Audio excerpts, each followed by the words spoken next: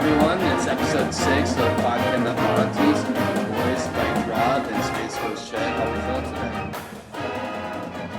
Well, we're 5-1, so we shouldn't complain, but we're going to. Yeah, that's right. So, one thing is about this team is that the coaching staff. Lashley, honestly, he's good, but he's underperformed. And Baker is sort of trash, to be honest. He puts our boys in bad situations. Lashley, too. He puts Derrick King in too many third and longs. I don't like his play calling. And Baker, he's playing so much zone in the last game. And Lashley's good in my book. I feel like he's going to work it. His first time back in a big program since Auburn. But Baker, I don't think is cut out for being a big-time DC. What do you think about that? I mean, there's been a lot of talk about this on Twitter. I don't think that Blake Baker is a bad defensive coordinator, but I think he's a bad defensive coordinator for Miami, if that makes any sense at all. Well, yeah, he's good at Louisiana Tech. Well, I mean, like, his philosophy is bend, don't break. Makes a lot of sense for a lot of different teams. You don't need really, really athletic people to play a bend, don't break defense. But we are Miami. That's all we ever have is athleticism. That's the number one thing we go out and get year in and year out, just from the kids, even the 3-stars who are local in Miami. They're way more athletic than 3-stars in most of the country. That's just the way it is. So we are always going to have athletic kids who want to play man, who are going to be good at playing man, and we've got a guy who refuses to do it. I mean, we saw how amazing some of these guys play in man-to-man coverage, and then we see them completely blow coverages on zone because they don't know who's supposed to be taking the person. Sure, that's on the players, but it's also putting them in bad positions all the time. And it's just, at a certain level, it's got to go on the coaching, on the philosophy, and on just being a bad fit, rather than saying that, oh, the players aren't good enough. I mean, we're talking about guys like Bubba Bolden, who is going to be a first-round draft pick, but you're saying he's not good enough to play your zone defense? Maybe you shouldn't be playing a defense that doesn't allow him to be the exceptional player that he is. And so, I don't know. I know that Roman with the Orange Bowl boys, he posted something and he said, well, is this really his fault, Baker's fault? Should he get heat because you just don't like his philosophy? My answer is yes, because we're Miami. And not just because in the past we've had aggressive defenses, but we still have players who play better in aggressive defenses. At least I believe so. And we don't know because since Manny brought out the turnover chain as our defensive coordinator, specifically to encourage guys to be aggressive and go get turnovers, he's brought in a guy who specifically doesn't want you to be aggressive and go for turnovers. You just sit back, wait for him to catch the ball, rally up and tackle. And that's fine, but they're two different cultures. Manny tapped right into that shit when he was the defensive coordinator. Baker can't. He is unable to. And like I said, if he goes to any other team, I would say even Virginia probably be a great fit for him because they play bend don't break defense. I think that makes a lot of sense. They definitely were good against Miami last week in bend don't break, forcing us to not score in the red zone. So any other place, I think he's fine. I don't think he'll ever max out his potential. He'll never be appreciated at Miami. And we talked about this before. Manny can't really reach his potential with Baker there, supporting him no matter what. And Baker can't reach his potential if Manny has to hold his hand. So I think it's more of a philosophy. I don't really think he's trash per se. We did only allow 14 points, so I can't really knock the defense. But it didn't feel like a defensively dominant performance. Yeah, so maybe I went a little overboard with trash, but I just expect better. And you're right, he'd be better at a lower school like Virginia. He's not going to cut out with a powerhouse program like Miami, USC, Alabama, Michigan with the high boys. So one thing I just want to also point out is that the Miami doesn't give us a lot of money to pay the defensive assistant. So I know that he's managed boys, so I'm just hoping that they can maybe give him a little money, like they did for Lashley, to maybe go out and get a next defense coordinator. Hopefully. I mean, it's going to be more of a decision of Manny, though. If Manny says, Blake, you got to go somewhere else, and he makes that decision, he pulls that trigger, I think that the school will back him on it, and I think the school will give him enough money to go out and get someone that works well with Manny's defensive philosophy. I would assume so anyway. He was able to go out and do that first with Enos and then now with Lashley. I don't see why he can't do that for the defensive side, but Manny has to make that decision to cut his boy or send him over to somewhere else. And that's going to be the hardest part. I think if we get over that hurdle, I don't see the school stopping that from happening, or not giving him enough money to make that happen. That's a good point. So transitioning into the offensive units, Derek King, I mean, we say it every pod. I'm not flattered with his inconsistency. It is what it is at this point. Deep balls are still a problem. I know Rob wants to say a little bit on the footwork. Well, in my opinion, De'Ara King can be and sometimes is a fantastic deep ball passer, but it's all about how clean the pocket is for him. If he does not feel comfortable, even though he knows where he needs to put the ball, he can't. And I don't even think it's a physical like lack of arm strength. It's a lack of mechanics.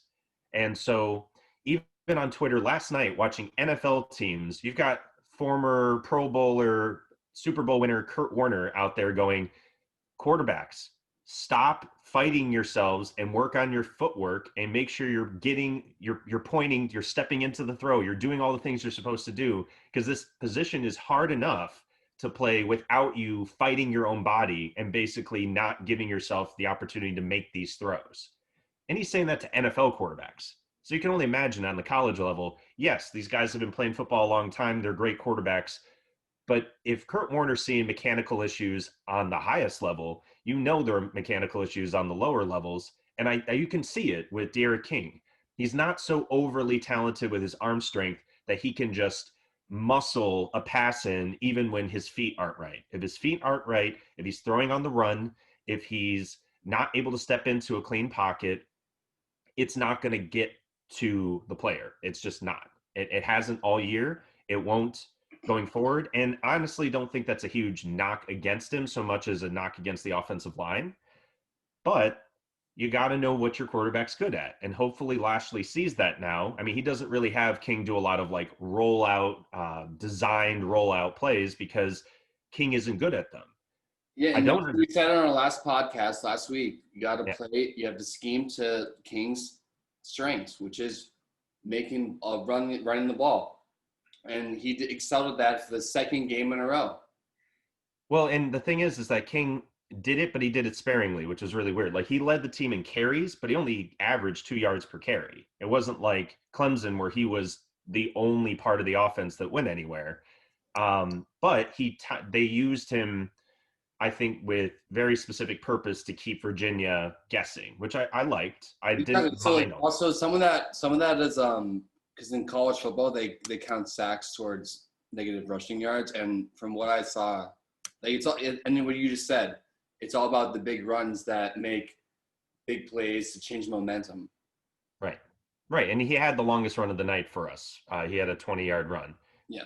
Stupidly. So, yeah, I think also a lot. So yeah, I think a lot of that was from carries. There were some designed QB draws that I didn't like, but so transitioning to the running game, Don Chaney had a good game, but I need to see more from the running game. So my question is here: do you think, because we talked about it on the last pod about doing the rushing game more, but the thing is with me is that Lashley is calling the wrong plays on first and second down. We saw, and then as I said earlier, they're setting up King for bad plays on third down, bad situations. Yeah, I mean they are.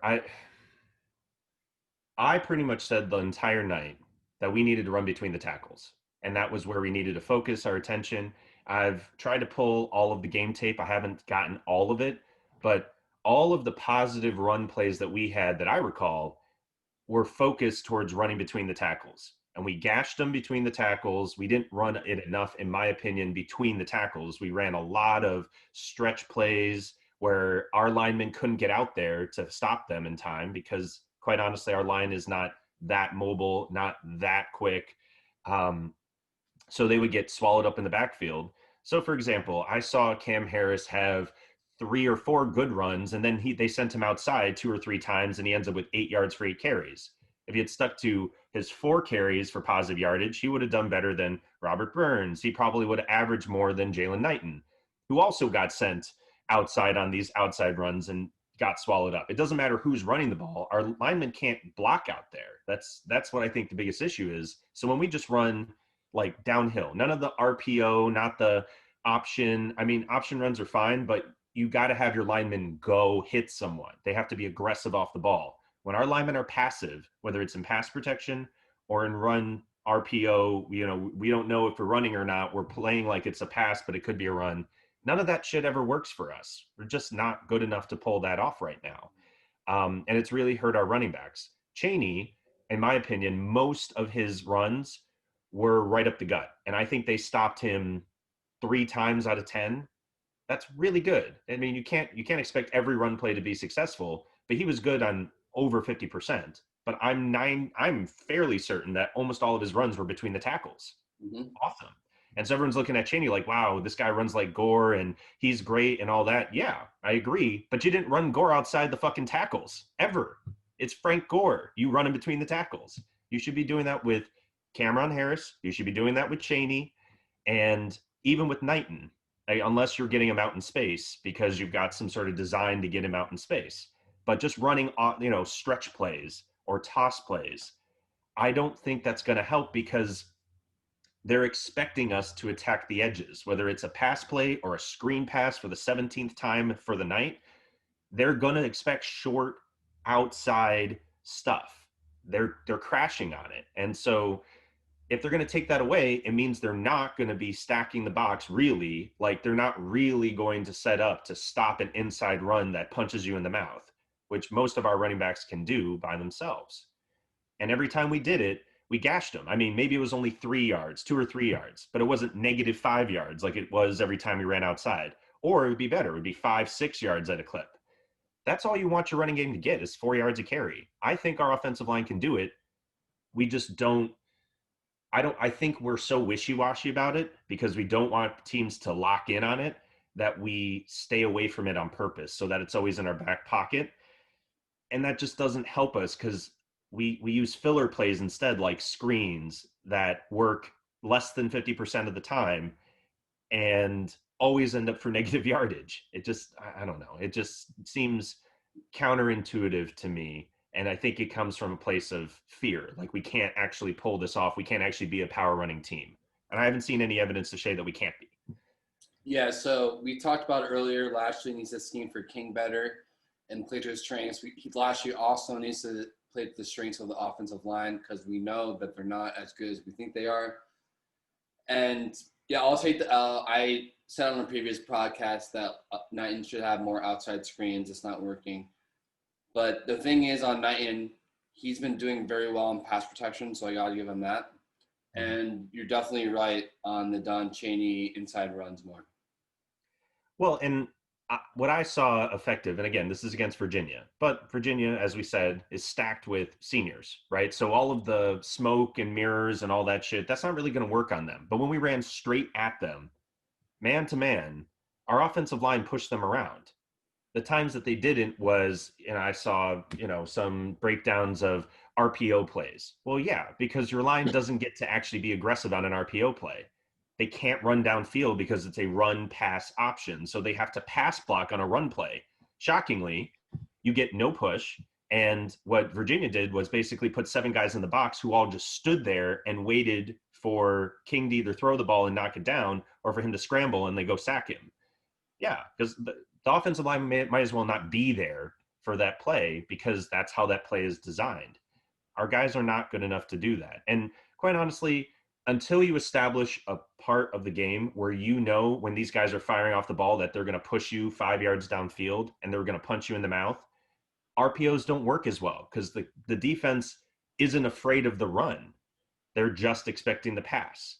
So I think that our offensive line, I said it earlier in the year, I really felt like earlier in the year they were working as one. They were communicating well. They were an entire block across the line when they were blocking people. And I still see that on plays that are run between the tackles, where they just block straight up, no zone calls, no, don't make it tricky for them. Hit the first guy in front of you, push him back 5 yards. All of our guys on our line can do that. Some of them don't always do it, but overall, they know how to do that and do that well. Everything else, it's a toss up, man. I think every time Virginia and I think even Pittsburgh and Clemson ran basically a stunt and twisted one guy onto the outside, another guy came to the inside. Our guys never blocked effectively against a stunt blitz, and that's a matter of communication, and that's a matter of having them act too passively. Like I said, they're sitting back, they're waiting for people to come at them, and they're not actively looking for people to block. They're just expecting for everybody to come at them, directly in a straight line. And every time somebody doesn't, it's wide open, and King either gets hit or he has to run for his life or whatever. It happened way too much against Virginia, and I could see it happening against NC State. I mean, we'll talk about them next week, but I mean, all of the teams left on our schedule are going to see that just like we will. And they're not going to have to be super complex. They just have to be complex enough to throw our linemen off.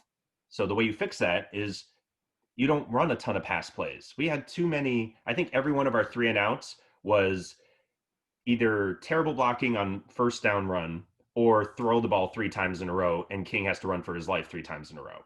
Like that doesn't put our linemen in a position to succeed because they're not getting to fire off the ball and go hit someone. It's real simple on a run play. It doesn't matter if they're doing a twist. If they're doing some sort of stunt, that's perfect. That means that it's so much easier to block their ass and just run their ass off the field. So I think that's what we need to go with. That's my opinion. I think that would be more effective for our linemen. I think it would give King a lot more comfort because he's not constantly running for his life. And those play actions will actually be super effective. But what do I know? I like that take. So we're going to transition to the wide receivers right now, which I have a lot to say about. Go for it. I'm happy. I'm very happy for Harley and Pope for showing out. Harley was ACC, I believe. I forget the exact thing, but it was like wide receiver of the week, I believe. Pope had a good game. I just hated Harley's post-game interview. He basically said wide receivers hadn't worked hard to this point, which why would you say that, dude? You're a senior at this point. You're making not only yourself look bad, you look bad. The wide receiver unit, you look bad. You make the whole team look bad. You make your wide receiver coach look bad. You make your head coach look bad. You even make Ed Reed look bad. Congrats on 11 catches, 170 yards, and a couple tutties. But, dude, why would you ever say that? You want my take on that? Yes. I think he's trying to be a leader. And I say that because he probably didn't say shit before when they weren't staying after practice. They weren't showing up. They weren't doing the shit they were supposed to do. And I think he felt like there wasn't enough. I mean, I don't know, but he's certainly not a dumb kid. He knows that by saying that, he's drawing a giant target on his back and everybody else in the wide receiver room. He even specifically said, we weren't putting in the effort. That's everyone in the wide receiver room. So he specifically is bringing that pressure down on them. And I think he's saying, we need to keep this shit up. It should not have taken an open competition for us to get our act together. And, I don't think he's doing it maliciously, but I think he feels like if he doesn't say something, Manny's not going to say anything. No one's going to say anything. And especially for these younger kids, they're not going to really feel the pressure. So I don't know. I mean, I want to believe that it's him stepping up, not just on the field, but off the field and saying that he's going to try and take responsibility for it. I mean, he's obviously drawing a lot of heat for it, but I want to think that after a 10, 11 catch game, 170 yards receiving, just big numbers all around, and overall just a great game from him, that for him to say that, it's almost like, well, I got all the good attention on me now, so let's not lose focus and say that it's just that easy. We need to work. That's what makes sense to me anyway. Or maybe he's just feeling guilty that he wasn't working hard and that when he finally did, he blew up and he's like, well, shit, now I feel bad. Either way, I want to believe that it was for a good reason that'll lead to good results from the other players. So that's actually a great take. You're the first person that I've seen on Twitter on everything that's had that take. I hope. And that's what I'm saying. I hope with the senior year, like he's experienced, so maybe he is calling out his players. I And mean, if he goes off the rest of the year, then I think it proves it, right? I think he wants that pressure. He wants that. well, that is a big if.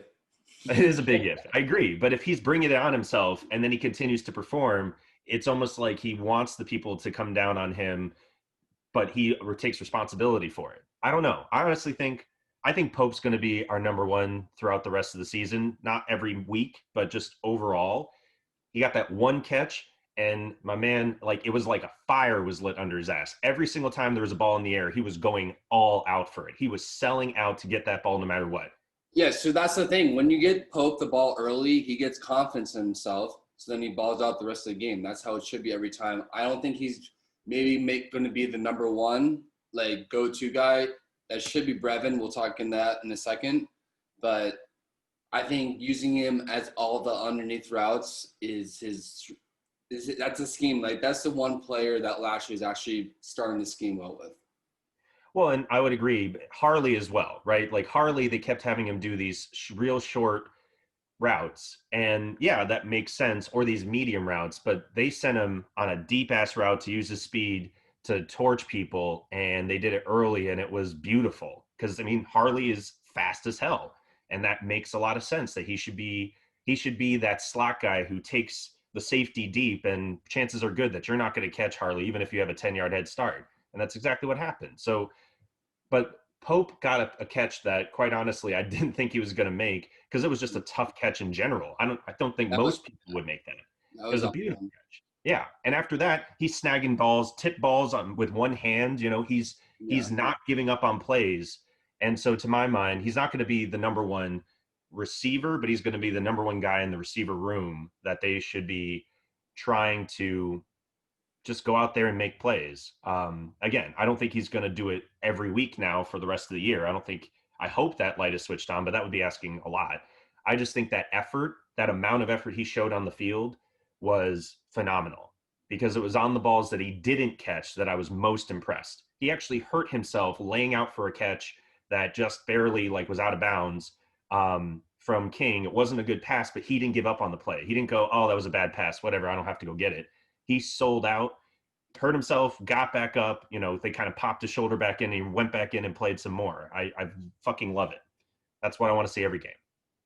So yeah, maybe a fire was lit under his ass, and he'll continue to improve at this point. So we'll see about Hopefully. that. The last thing I want to touch on wide receivers is I'm giving up on Peyton. Dude had one catch for 5 yards, and like, I've been rooting for him, and I've been hearing all this green sheet, all American shit, and he hasn't done shit. And what do He's you think? amazing though. What's up? Every game he touches the field, something happens. Like we're 6 weeks in now. He caught COVID for two of them. He lost his shoe on another one. He got jacked in the face and they didn't call a penalty, so he got into a fight on the other sideline. Like the dude, there's always something. And I don't. There's something up with the suit. I don't know. Well, my thing is like you can use it as an excuse or you can use it as a sign that this is just not going to be his year. He's not focused, he's not locked in, he's not going to be able to dramatically improve because he's already feeling behind, right? And once you're behind, it's kind of, I mean, we're halfway through the season at this point and he's only gotten to play a couple games and every time he's gone out there something's gone wrong. I've been there. I've done that. And it's a really hard thing to overcome mentally to just say, yeah, I'm totally locked in. I know what it feels like to have a locked in game. Harley knows what it feels like now. You know, Brevin knows what it feels like now. All the running backs know what it feels like. But most of these receivers don't have that. And as a young player who, like I said, he barely can even get on the field because of off the field nonsense, and not even necessarily his own fault, but just carelessness, he's never going to feel comfortable, at least not this season. And that's okay. He's a redshirt freshman. I'm okay with him. It's all right, dude. I You'll be mean, okay. I'd be okay with it if our wide receiver room didn't stink. True, true. Well, Marshall Field got a catch, huh? Yeah, I know. I was going to say shout out to Marshall Few, but so we'll transition to the tight end game, and we said it last week and probably the week before. Will Mallory needs to use me on the outside, and guess what? Look what happened. First play. It was beautiful. I fucking loved it. I'm oh my god. I got such a hard on. It was so good. And the next play, they ran Mallory short. Like they really just used him as a screen guy. And the defense obviously didn't fall for it. They weren't expecting us to throw a screen to Will Mallory, but someone stayed home to cover him, which left man-to-man coverage in the back. And guess who torched their ass? Harley. It was fucking beautiful because they had to account after he torched them on the very first play. They had to account for 85. So good. The fact that he didn't get to do it the rest of the game, in my opinion, was because our pass blocking was abysmal. There were multiple times that I counted that and reviewed the tape and saw clips of it. We were doing max protect. We were leaving our running back and our tight end in to pass block, and they would blitz 4 or 5 and get overwhelmed. Like they would overwhelm our blockers with 4 or 5 blitzing guys, and we would go max protect. Well, we can't throw the ball to Mallory if he's trying to block, and if he's still not blocking well enough, I guess I would say that because he was in there and because Jalen was back there blocking and doing a good job, that it was how Derek King managed to kind of get out and go for those long rushes. That's great. That's wonderful. But that means that he's not going to be available as a receiver. That's all there is to it. You can't pass block. We're not going to have a tight end available. So I just love that Lashley established it early and was like, you got to account for this guy wherever he is on the field. And quite honestly, I think it did open up the passing game all night for us. We just didn't have time to throw it most of the time. So, That's a good point on the blocking. It was also great to see Dom Mammerly, the freshman, get some reps. Got to get those experience because you never know with how many Titans we're gonna have next year. The right. one thing I want to say before moving on to defense is Brevin has an injury problem. Not people don't want to talk about it, but when he's on, he's the top guy in the country, but he has injury problem and availability is an issue. Well, I think it's been the same injury problem 2 weeks in a row. Now, with that said, there is something there. Every player has to have this self-awareness, right, of not hurting themselves. I mean, you want to go all out, you want to sell out your body, and you want to give maximum effort. And absolutely, you should do that. But at the same time, if it means you then leave the game or the next game or the game after that, then you got to balance it. I worry about Mallory sometimes because every time he goes out there and does something good, they come headhunting for him. He's just a big dude and they try to hit him as hard as they can, shots to the head, yanking his face mask, all this shit that's happened this season. And I worry that Mallory's going to get hurt, but he plays within himself. Like even when he makes good plays, he's rarely, unless we're on the goal line, he's rarely trying to fight for that extra yard versus just trying to basically roll and try to be safe. I mean, not all the time, obviously, but I see him at least actively trying not to be in a position to get hurt. Brevin probably has an even bigger target on his back. I know he gets more shit than Mallory does when he's out there. And for whatever reason, maybe because he is so athletic and is trying to do so much more than any tight end should normally do, he opens himself up to more injury. Um, what I'll say is that everyone knows what he's capable of. Once he gets healthy enough, like if we were going to play Clemson tomorrow and Brevin's still not healthy enough, I Well, I think we hope we still. I hope we don't play Clemson tomorrow. I know, but I'm saying if we play a team that's really, really fucking Yeah, good, I think, surprisingly, Jordan and Mallory would both be healthy enough to be on the field, just so they could even be a decoy, yeah, just to for them to be accounted for. because we Um, use them so well like together. Go on. Sorry. no, yeah, I mean we do, and I think I'm gonna be honest. I'm 90% sure that everyone at Green Tree took Virginia for granted. Like I think we came out We had some great play calls, and as soon as we got that first touchdown, I feel like the rest of the team was like, we're good now. And I mean, we were in control pretty much throughout, even though they came back and tied it right away. I never really felt like the game was in danger of us losing, which is good because old Canes teams, I absolutely would have been like, oh shit, we're not winning by 5 touchdowns. Who knows? Um, but they definitely did not seem completely jazzed up for the game. I mean, outside of the receivers who had their jobs on the line, I didn't see a lot of fire. I didn't see a lot of sharpness. Fortunately, we didn't get penalized every single play like we were in weeks prior, which is great. That's a great step in the right direction. But we still felt flat. I don't know. I thought we were flat. Yeah, I agree with you. I agree with you. And Yeah, that's a current problem. We never play up for the lower opponents. no, we don't. We do play down to our competition. We do it every year. We've been doing it. Hell, we did it back in 2001. I mean, someone posted on Twitter and they were like, "Hey guys, I know it's not necessarily something we should compare two teams with, but they almost lost to an unranked team. 2001 did. It was like 18-7 or 18-14, something like that early in the season, and it was an unranked team. And then they went to roll 49-0 over a bunch of ranked opponents 4 in a row.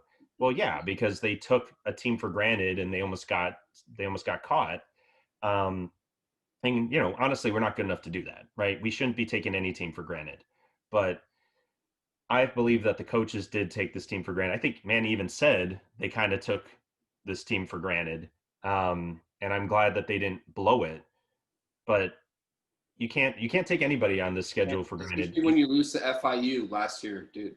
Right. Well, just ask North Carolina. Hopefully Manny's working on this for 2 weeks from now. Well, we could talk about that in great detail, but I Yeah, mean, just look in North Carolina. They lost to freaking FSU. Like, and yeah. they lost. I mean, they didn't even look in that game. So in my opinion, the ACC, I don't think we're the best conference, but we're certainly the most chaotic conference. Shit that shouldn't happen every week happens every week in the ACC. I think we're like Big Ten might be number 2, but like to be honest, the Big Ten isn't really good right now. And I think I wouldn't even say the SEC is. we're definitely steps for way beyond the SEC. But to be honest, I think we're better than the Big Ten. We look at right now. Well, again, they just started playing, but my whole point is that the ACC, really top to bottom, every one of the teams that we're talking about, like, they're garbage, they're garbage, they're garbage. They're about as good as they've been in years past when they have surprised teams at the top. I mean, Syracuse actually put up a fight against Clemson. They had a pick 6 against Trevor Lawrence.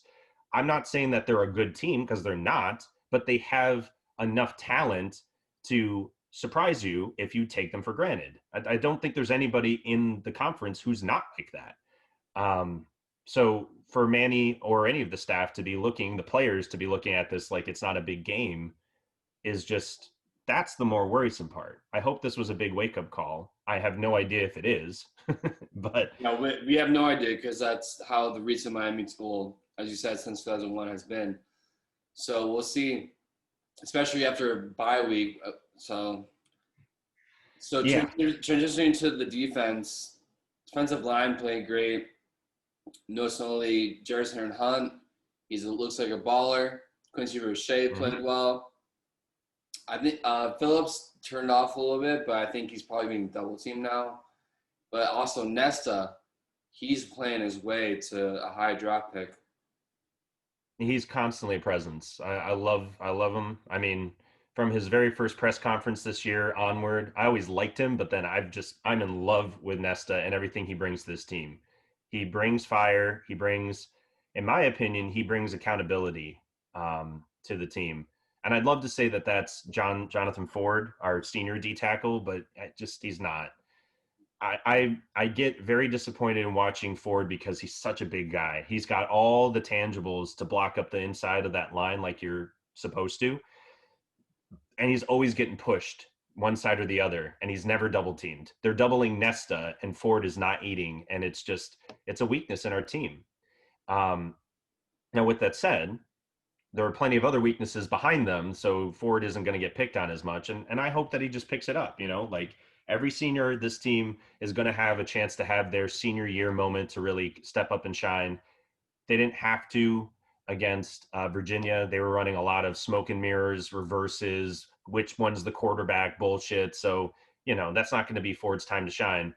But if anywhere down the line we're playing tough running backs, and I know we will this year, actually NC State looks like they got a really tough runner, like a guy who will run for extra yards.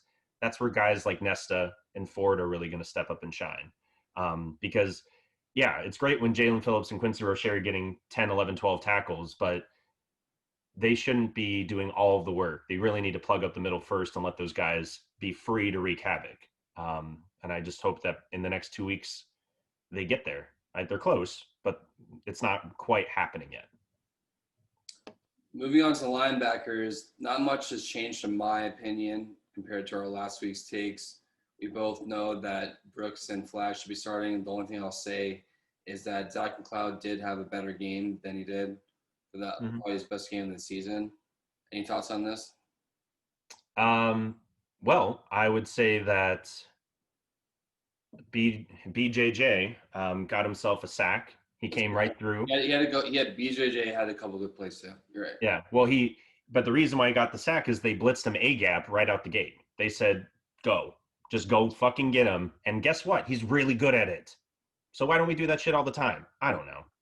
There were plenty of times that they exposed McLeod, and again, I feel bad for Zach because he is a redshirt senior and he came back and really wanted to lead this team. He's not as good as other players at certain things, and they keep putting him in positions and expecting him to perform like those players would, even though they're not in those positions. It's just really, it's not even bizarre. It's just sad to me. It's unfair to him. He's good at certain things. I think if you actually played him as an inside linebacker, he'd do just fine. But we don't play him there. We play him as an outside linebacker, and we expect him to run down their freaking running back from 5 yards back. It's just so annoying to me because there is no reason to put him in those positions.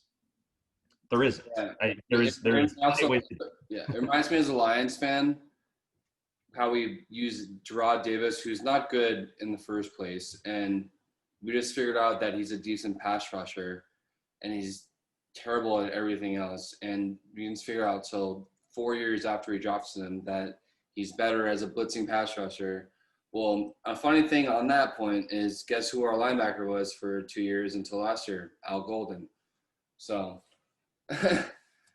yeah. But so we'll talk about the secondary a little bit. To be honest, like Amari stopped making the penalties, but Bubba Bolden and Gervin Hall need to be the mainstays, starting safeties. Ivy and Blades, we talked about it. Ivy and Blades, we talked about earlier. Blades needs to, Baker needs to stop putting them in bad decisions. That's why Blades got torched on that touchdown. Ivy got torched on another one, and that's the thing. They called back because of a penalty. They called back a touchdown where Ivy got torched on the same sort of play on the other side of the field. Yeah, I don't think just watching the tape, watching these guys and where they really excel, we really only have one true safety right now. I know we have Bubba Bolden. Bubba Bolden is a strong safety. Like, I know we play him as free safety. We play him all over the field, and that's great. And he's like our honey badger type of player. That's awesome. We also have Frierson, who is actually our honey badger type of character. He's literally a striker. And so you should be playing with that kind of talent, with that kind of athleticism / skill set, where he can come up and be a great run stopper and really just mess people up in like tight ends. You can put Bubba Bolden on any tight end in the nation. He can cover him, but we don't play man to man. We don't use him like, what's his name from the Saints? Their safety, been around forever and only covers tight ends now. But there are plenty of ways to run your defense that I will remember his name. The guy from the Eagles? Yeah. Malcolm Jenkins, yeah. Yes. Bubba Bolden plays like Malcolm Jenkins, in my opinion. And the way that he I attacked like the I ball, like that I like that Honey Badger comparison by the way too though, because that's how he plays when he's like up by the line of scrimmage. yeah, yeah, when you let him run wild. And so I don't, and Amari Carter is not a safety. Like he's just not. He's not even on the field half the time because of what, how he plays. But even outside of that, his skill set does not make him a free safety. Gervin Hall is the best that we got.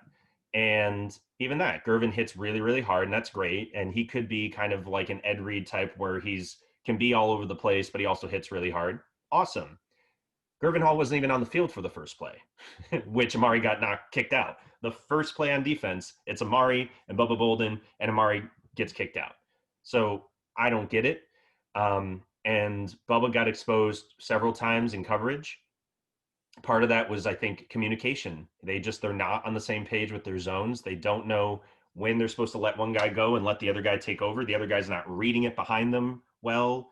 They're a mess back there. They were a mess against Pittsburgh, who dropped half the passes that were wide the fuck open, and they were a mess against Virginia. And Virginia only torched us officially once, but it was open all night. So I look at that and say, you are running a defense that doesn't make any sense for the guys you have.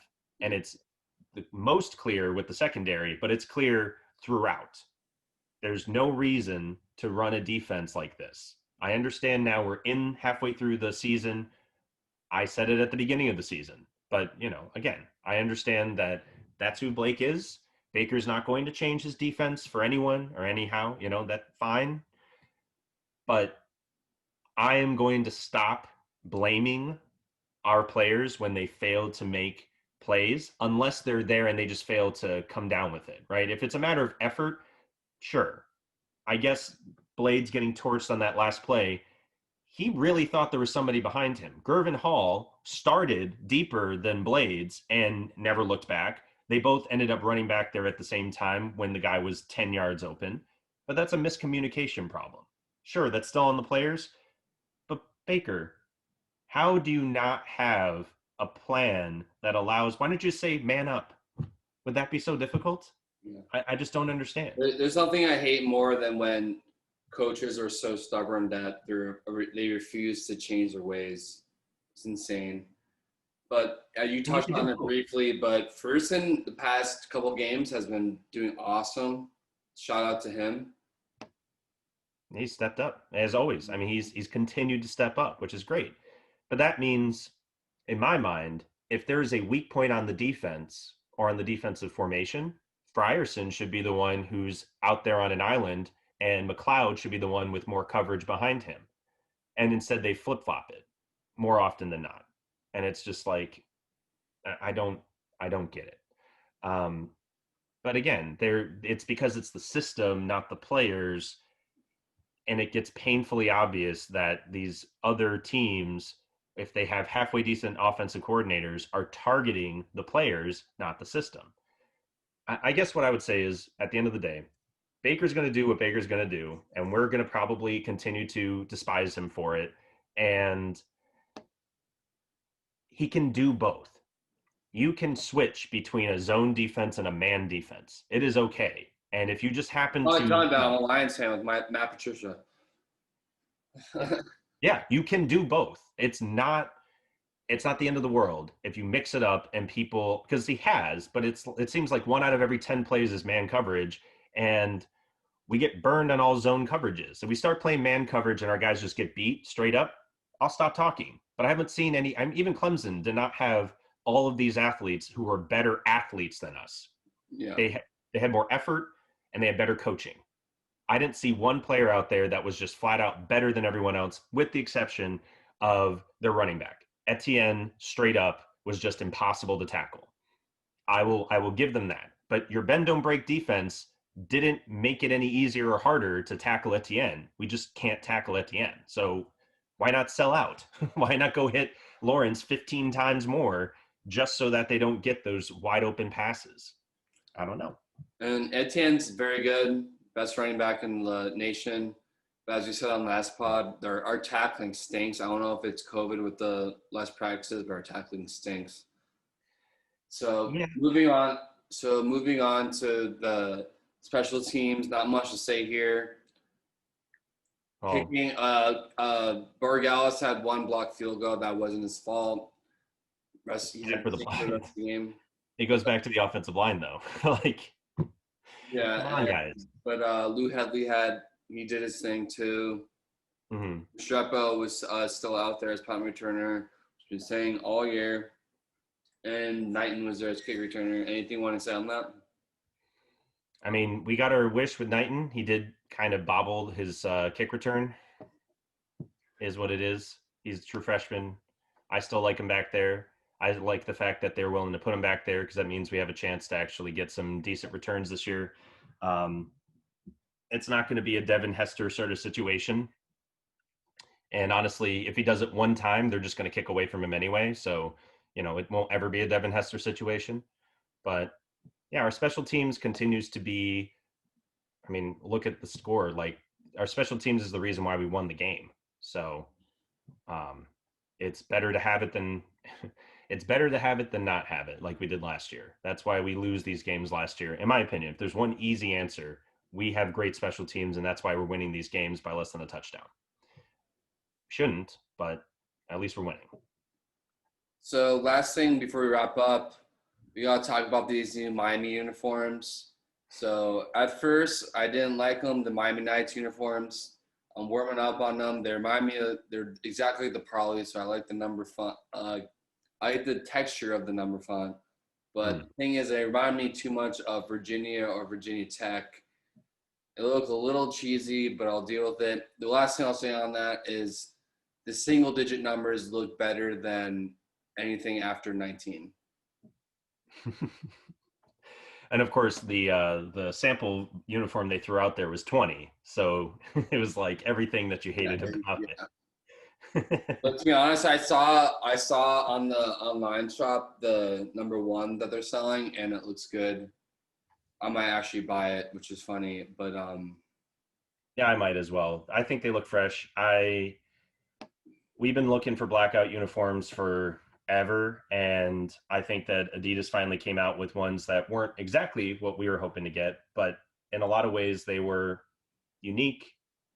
In a lot of ways, because they're unique, they're better. They do, to my mind, I look at that and I say, yeah, this looks like a city of Miami sort of uniform. yeah. It's not what the Hurricanes have had in the past, but it wasn't really the point of it. I'm good with it. I probably will get a uniform or a jersey myself. Well, yeah. Um, So I have green, I have orange. I don't have a white one, but I need a black jersey. yeah, And yeah, like I said earlier, once I saw the single digits, it looked better. And because like my issue is like I want our alternates or even I want our full main uniforms to be like similar to the 2001s. So the single digits look a little bit like those. They could have been a little better, I feel like, if the font of the or the color of the numbers were white instead of orange, because the orange looks a little bit too like Halloweeny. But sure. it is what it is. I mean, I'll take new uniforms because it's probably the only new uniforms this season we're gonna get. And last time they wore like the same old uniform, like black ones, like twice in a year without like updating with like the U on the collar. They like were lazy on that part. So I mean, if they're putting more effort, I'll take it. I agree. I think we're supposed to break those out against UNC. We'll see Oh, where we are then. it's not against NC State. Are we playing? Oh, yeah, we're playing at NC State too. I believe so. Yeah, we're playing at NC State in 2 weeks. I would say so. Just to wrap that up, the biggest thing that we're going to be have to keep an eye out for over this next week is effort.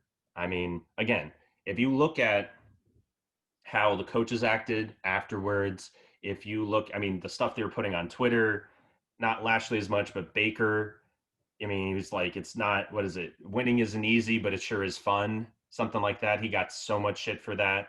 Man, he went slip and sliding in the rain to kind of celebrate with Oh the yeah, I boys. hated that. I hate like, dude, don't be celebrating being a 1-14. Right. What I look at is that then after that, Harley does that press conference to say that we haven't been putting in enough effort. And so I hope that I mean, Cameron Harris was pissed that he didn't get as many reps and all of that. So, it's one of those things where if we see the effort this next week, then I think we'll be good. Yeah, I mean it all comes to team chemistry, especially with this bye week. We'll have an off week this week, so no stress. But like you said, I'm very excited to see how we react from this. But anything else to wrap up the show? No, I think we're good, man. Have a good bye week, bud. Yeah, awesome. So also, me and our CEO Trev will be in Vegas next weekend. We'll be live streaming the Lions game. So tune in for that. Shout out to our blog, Pro Sports Extra. Download the app and follow us on Twitter, Spiked Rob and Space Ghost Shed. Take it easy, guys. All right, thanks, guys.